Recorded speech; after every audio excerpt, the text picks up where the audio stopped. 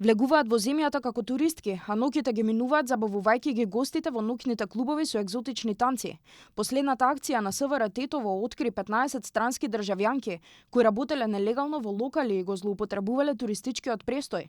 Но приказната оди многу подлабоко. Надлежните се сомневаат дека станува збор за поширок синџир на нелегално вработување и за можна трговија со луѓе. Постои сомнеж дека танчерките и нивните менаџери веќе подолг период го изигрувале законот. При контролата во село Чегране, Гостиварско, околу 2 часот, од слобода е лишен МХ 50 годишен од село Форино, Гостиварско.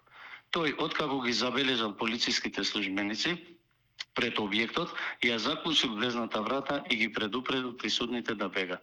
Но по брза реакција на полициските службеници, на задниот влез било спречено бегство на повеќе женски лица, странски државјанки. Ова не е изолиран случај.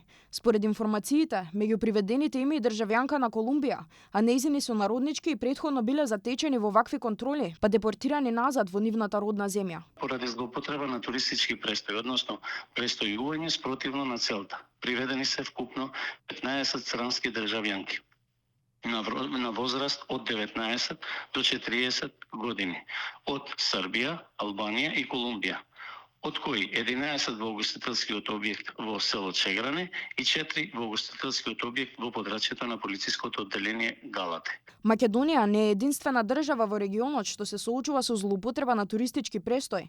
При слични полициски акции во Србија, Босна и Црнагора, полицијата открила странски државјанки што формално престојувале како туристки, а работеле во ноќни клубови. И бројките покажуваат дека ваквите случаи не се реткост. Само во текот на 2025 година, полицијата во Тетовско-Гостиварскиот регион спровела 43 контроли во ноќни локали, при што биле затекнати 129 странски државјанки, а против 81 биле поведени постапки поради незаконски престој или злоупотреба. Меѓу нив, покрај државјанки од Албанија и Србија, имало и од Колумбија, Бразил, Венецуела и Украина, што укажува на континуиран тренд на ангажирање на странски државјанки во ноќните клубови.